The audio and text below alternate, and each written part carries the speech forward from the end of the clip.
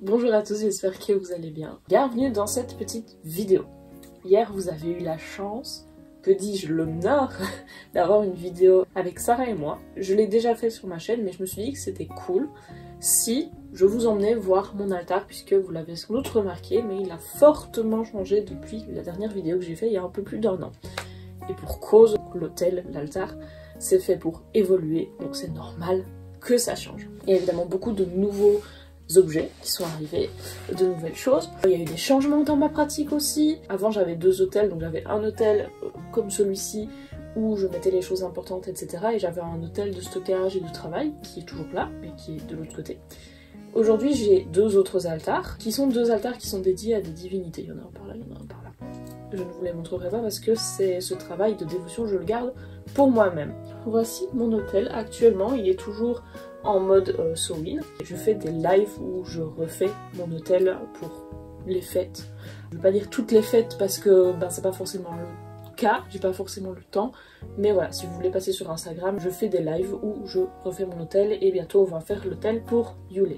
Donc ici il est toujours en mode Samhain. Il y a pas mal de choses qui sont toujours là, hein. On a toujours Milo. Il y a Henri, son copain, qui est arrivé ici récemment. Ici, cet altar-ci, c'est vraiment l'altar où je vais bosser. Là où je vais mettre toutes les choses qui sont importantes pour moi, là où je vais créer mes rituels, créer mes sorts. Il y a aussi un autel du coup de travail qui est de l'autre côté, où là c'est plus la roue libre, dirons-nous.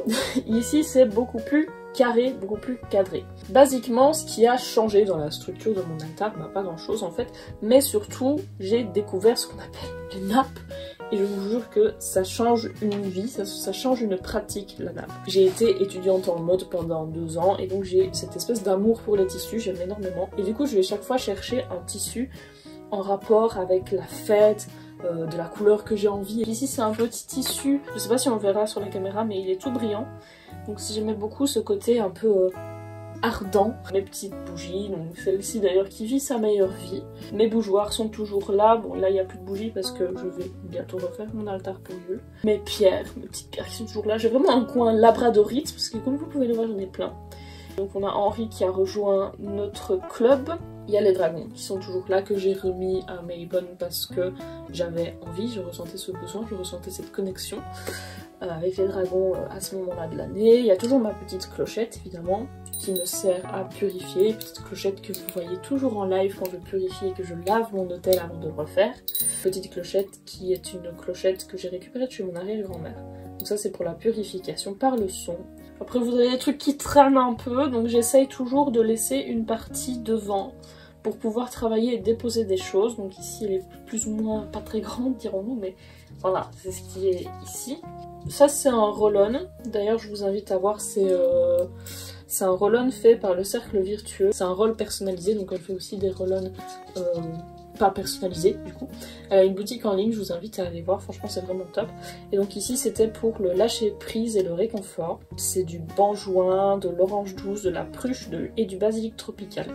Donc franchement les roll-on sont vraiment top, je vous invite à aller voir parce que c'est vraiment super génial. Ici on a aussi une feuille que j'ai ramenée en fait d'une serre que j'ai été visiter avec mon meilleur ami. Alors la feuille était censée être jolie et bien séchée, mais ça ne fut pas le cas. Comme vous pouvez le voir, ça ressemble plus à un chips tordu qui a une feuille actuellement, mais c'est pas grave parce que c'est quand même mignon. On a également une petite plume. Cette petite plume est une histoire puisque c'est une plume que j'ai trouvée juste avant de partir à mon fameux trip en France où j'étais littéralement au bout de ma vie, j'étais hyper stressée et puis j'ai trouvé cette plume tomber comme ça sur mon chemin. Je me suis dit bon, je suis accompagnée, arrêtons de stresser. Des petites runes là que j'avais fait pour un tirage. On a aussi les pierres et les tours aujourd'hui qui prennent une place assez importante. On a de l'obsidienne ici, on a le calcite miel de Mathilda. Ici c'est une boule d'obsidienne œil céleste. On voit vraiment l'œil, il est super beau. Bon, en vidéo ça rend pas très bien mais l'œil est magnifique. On a aussi une tour de l'épidolite, une tour de pierre de soleil, mes sprays, ça c'est une tour de sodalite et ici la tour de quartz fumé que j'ai ramené de mon voyage. à Bayonne, qui est vraiment magnifique aussi. Ça c'est une de mes pièces préférées, vraiment. Qu'est-ce qu'on a de nouveau sinon? Au niveau des pierres, j'ai essayé d'un peu mieux répartir comme je le souhaitais, avec des pierres plus solaires, des pierres plus sur l'abondance, la protection, et des pierres lunaires qui sont plus des pierres douces. Donc j'ai essayé de vraiment trier en fonction des besoins. C'est toujours assez réparti de manière élémentale, avec un côté terre, un côté air avec la cloche, la plume, un côté eau avec toutes les pierres un peu lunaires et plus douces, avec les petites ammonites que Sarah m'a offert. On a aussi un coquillage et du coup l'opale qui est dans un petit coquillage également. Alors, au niveau du feu, il y a les bougies ici au-dessus, mais on a aussi et surtout une pierre volcanique pour représenter l'élément du feu, qui est juste ici. Avec la terre, on a aussi la petite croustille. J'ai aussi de l'eucalyptus ici que j'ai récupéré, il faut un peu que je fasse des tests. Il est en train de sécher mon eucalyptus. Au niveau des sigils, j'en ai fait des nouveaux. Ça c'est un sigil que Lou m'a envoyé parce que j'avais gagné son concours. Ça c'est un de mes sigils préférés, vraiment regardez sa beauté s'il vous plaît. La signification est personnelle mais vraiment c'est un de mes préférés. Et j'ai fait celui-ci aussi qui est un nouveau. Donc pareil, la signification est privée mais il est beau mais on le voit pas très bien. Donc au niveau des pierres, j'ai aussi réparti dans deux bacs différents. Ici c'est le petit pot que Ange m'avait fabriqué pendant le swap, donc c'est un petit pot en forme de lune. Et ici on a un encensoir en fait normalement avec un soleil à l'intérieur. Et ici j'ai mis toutes les pierres un peu plus solaires, que j'ai réparties en deux parties également. Avec notamment tout ce qui touche à la créativité et tout ce qui touche à l'abondance. Sinon dans les autres nouveautés, il y a aussi ceci. C'est un petit pot que j'ai récupéré chez ma tante et donc je l'utilise en fait pour mettre mes messages à l'univers. Donc c'est comme une espèce de boîte aux lettres en fait. Et je pose mes messages ici, les choses sur lesquelles je vais travailler.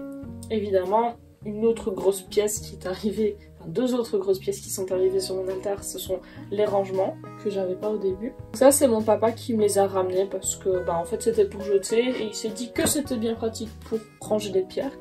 Du coup il m'a demandé si je voulais, j'ai dit oui. Et du coup je l'ai récupéré. Peut-être que je vais le peindre un jour. Au niveau rangement du coup c'est vraiment pas mal. Je peux ranger mes fioles, je peux ranger des pierres, je peux ranger des plantes. Et ici en dessous c'est toujours le bazar. Par rapport à l'année passée, je pense qu'on a un petit peu fait le tour. En tout cas pour l'altar, maintenant je le trouve beaucoup plus rangé, beaucoup plus espacé, beaucoup plus pratique. Donc ça c'est vraiment top et ça c'est notamment dû au petit rangement ici. Je vais bientôt le refaire pour Yule. Donc si vous avez envie de venir voir le live, il est prévu pour je ne sais pas encore quand, mais il est prévu que je fasse un live où je vais refaire mon hôtel pour Yule. Donc voilà, je vous ai un petit peu présenté mon hôtel. Mais je voulais aussi vous donner quelques petites astuces pour fabriquer votre hôtel, parce que je vous en avais déjà donné dans la première vidéo, mais je me dis que c'est pas mal de réitérer ce que j'ai déjà dit et éventuellement d'ajouter des choses. Il faut déjà savoir qu'avoir un hôtel n'est pas forcément obligatoire. Donc l'hôtel c'est quand même un espace, c'est quand même un espace sacré, là où vous pourrez travailler, mais il faut savoir aussi que tout le monde n'a pas la possibilité d'avoir un hôtel, tout le monde n'a pas la possibilité de faire un hôtel. Et puis il y a des personnes éventuellement, si votre famille n'est pas d'accord par exemple, si afficher votre pratique sur un hôtel pourrait s'avérer dangereux, voilà, c'est aussi des choses qui font que l'hôtel ne sera pas possible pour tout le monde. Vous pouvez faire des hôtels portatifs, par exemple, mettre tout dans une petite boîte, le ranger.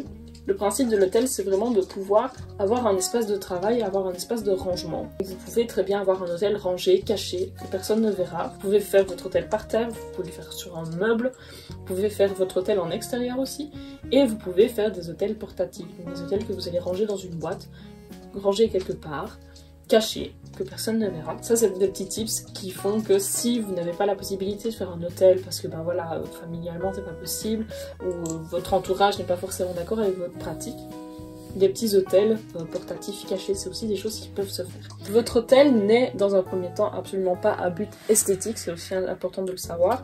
Votre hôtel va changer avec le temps, va énormément évoluer. Je pense que par rapport à l'année passée, si vous voyez mon hôtel de l'année passée, je vous mettrai à mon avis une photo. Par rapport à l'année passée, mon hôtel a énormément changé. C'est aussi ça qui est bien parce que vous voyez votre pratique évoluer en même temps que votre hôtel. Donc l'hôtel, c'est vraiment l'espace de travail. Mettez-y des choses qui sont importantes pour vous, qui résonnent en vous. Vous pouvez faire des hôtels dédiés à des divinités, à des entités, à des ancêtres, à des personnes, enfin bref. plein de choses. Vous pouvez faire des hôtels en rapport avec les éléments, des hôtels en rapport avec vous, tout simplement aussi, pour vos pierres, enfin bref. C'est vraiment un espace sacré où vous stockez ce que vous avez envie de stocker. J'espère que ces petits conseils, ça vous déculpabilisera, ça vous donnera peut-être éventuellement des idées. J'ai pas refait le tour de tout ce que j'avais, puisque je l'avais déjà fait dans une première vidéo. C'était donc pour mon hôtel, on a refait un petit tour de tout ce que... des nouveautés que j'ai pour le moment. J'espère que cette vidéo vous a plu. Si vous n'avez pas vu la vidéo avec Sarah, je vous invite vraiment à aller la voir. Et sur ce, je vous souhaite un très bon dimanche, une très belle semaine. Je vous fais plein de bisous et je vous dis à la semaine prochaine. C'est un sujet que